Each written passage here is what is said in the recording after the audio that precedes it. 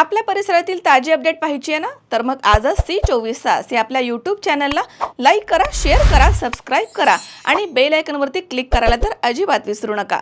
लाडक्या गणरायाच्या आगमनाला अवघे काही दिवस शिल्लक राहिलेले असल्यानं श्रीगोंदा शहरामधील कुंभारवाड्यामध्ये गणेश मूर्ती कारखान्यांमध्ये सध्या लगबग वाढली आहे.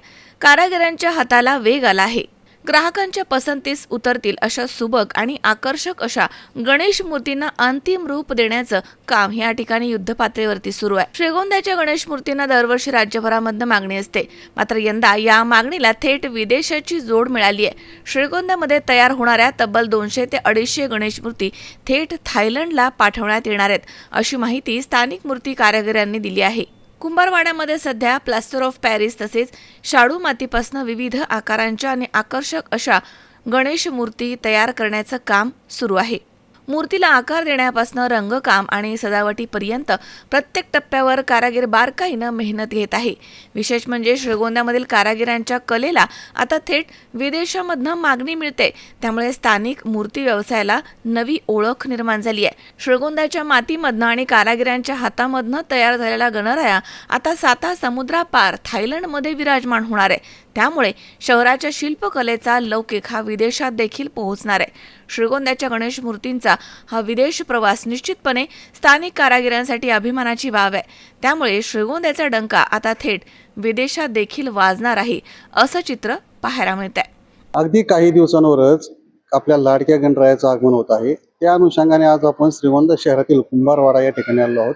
या ठिकाणी जर पाहिलं तर असंख्य गणपती बाप्पाच्या ज्या मूर्त्या आहेत त्या कारागिरांना शेवटचा हात देण्याचं त्या मूर्त्यांचं काम सुरू आहे. अतिशय आकर्षक, मनमोहक आणि एकदम श्रद्धेने बनवलेल्या या मूर्त्या अतिशय विलोभनीय अशा या ठिकाणी दिसत आहेत. शेवटचा हात मारताना देखील कारागिरांची जी त्यामध्ये श्रद्धा आहे ती देखील त्या मूर्त्यांच्या ज्या चेहरा आहे त्यावर दिसत आहे. याच अनुषंगाने याचं महत्त्व विशेष म्हणजे सांगायचं असं की श्रीगोंद्याच्या मूर्त्यांना ह्या फक्त महाराष्ट्रातूनच नाही तर विदेशातून देखील मागणी वाढल्याचं चित्र पाहायला मिळतंय.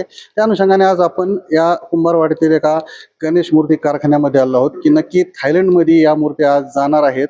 त्यामुळे श्रीगोंद्याची जे कलाकार आहेत किंवा ज्या मूर्त्या आहेत त्या विदेशात जाण्याने श्रीगोंद्याचं देखील कुठेतरी कौतुक होताना या ठिकाणी दिसत आहे. त्या अनुषंगाने जे कारागीर आहेत त्यांच्याशी आपण बातचीत करणार आहोत. माझं नाव अनुचित देवकर. त्या सध्याला थायलंडला जात आहेत. नक्की कशी मागणी आहे थायलंडमध्ये, कोणत्या प्रकारच्या मूर्त्या आहेत? नाही, आपल्या मूर्त्या थायलंडला म्हणजे ते जवळपास 2-3 वर्ष झाले जात आहे.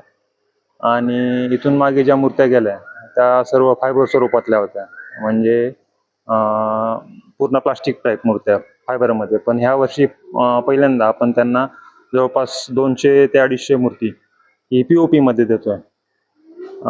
आणि फर्स्ट टाइम म्हणजे पहिल्यांदा त्यांनी आपल्याकडून POP मध्ये मूर्त्या घेतल्यात. नाहीतर तसं मग दरवर्षी म्हणजे 2-3 वर्षापासून त्यांच्या मूर्त्या ज्या आहेत त्या आपल्याकडून जात आहेत, पण त्या फायबरमध्ये जातात टोटल. नक्की यावेळेस ज्या मूर्त्या आहेत त्यांची मागणी कशी आहे? ती स्थानिक पातळीवर असेल किंवा ज्या थायलंडला आपल्या मूर्त्या गेल्यात त्यांच्यावर तुमचा कॉन्टॅक्ट कसा झाला किंवा किती ह्या वर्षी मूर्त्या जात आहेत? कॉन्टॅक्ट त्यांचा आपला 2-3 वर्षापूर्वीच झाला होता. म्हणजे दगडूशेठ मंदिरामध्ये पण आपल्या मूर्त्या जातात टोटल सर्व. तर तिथूनच या दगडूशेठच्या मूर्त्या आपण द्यायचो मंदिरामध्ये. तर काही कस्टमर थायलंडचे जे कस्टमर आहेत ते मंदिरात येतात, पाहतात. तर तिथे त्यांनी आपल्या मूर्त्या पाहिल्या थायलंडमधल्या आणि तिथूनच त्यांचा ना आपला कॉन्टॅक्ट झाला. आता दगडूशेठ मंदिरामध्ये प्रति दगडूशेठच्या ज्या मूर्त्या आहेत त्या आपल्या जवळून जातात काही मूर्त्या. आणि त्या कस्टमरांनी म्हणजे थायलंडच्या लोकांनी त्या मूर्त्या तिथे पाहिल्या असतील तर त्यांनी त्या आपल्याला पाहिल्या. त्यांनी आपल्याला मागणी केली की आज मूर्त्या तुम्ही आम्हाला फायबरमध्ये देऊ शकता का? तर त्याबरोबर त्यापासूनच ते सुरू झालं की आपल्याला आपण त्यांना फायबर देऊन नंतर मग ह्या वर्षी प्रथम त्यांनी आपल्याकडून फक्त POPच्या मूर्त्या मागणी केली. नक्की या ज्या मूर्त्या आहेत त्या मूर्त्या काही वेगळं त्या मूर्त्यांमध्ये डिझाईन केलेली असते किंवा त्याचा जो आकार असतो, त्याचं जे रूप असतं हे काय असं वेगळं असतं का, असं काही जाणवतं किंवा त्यासाठी त्यांची मागणी आहे का?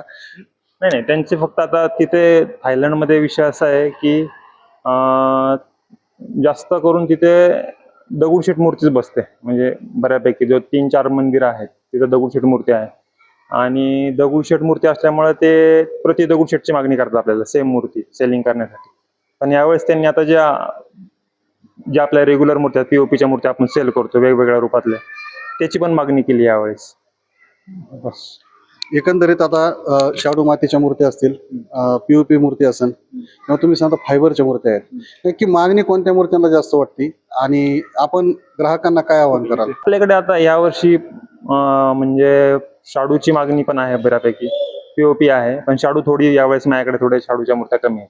आणि पीओपीच्या मूर्त्या नेहमीप्रमाणे मागणी जी आहे ती तशीच, फक्त वेगवेगळ्या म्हणजे वेगवेगळ्या स्टाईल मधल्या मूर्त्या मागतात फक्त ते. एकूणच जर पाहिलं तर श्रीगोंद्याची मूर्ती आता विदेशात जात असल्याचं आपल्याला या ठिकाणी पाहायला मिळतंय. या ठिकाणी जे कलाकार आहेत त्यांची जी त्यामध्ये कला आहे, कलाकुसर त्यांची आहे, त्यांची जी श्रद्धा आहे, त्यांची जी भावना आहे, या सर्व गोष्टींचं जे मिश्रण आहे ते करून या ठिकाणी ज्या विदेशातले ज्या नागरिक आहेत त्यांची देखील श्रीगोंद्याच्या मूर्तींना मागणी आल्याचं चित्र पाहायला मिळत आहे. सुहास कुलकर्णी, सी 24 तास, श्रीगोंदा, अहिल्यानगर. सुहास कुलकर्णी, सी 24 तास, श्रीगोंदा.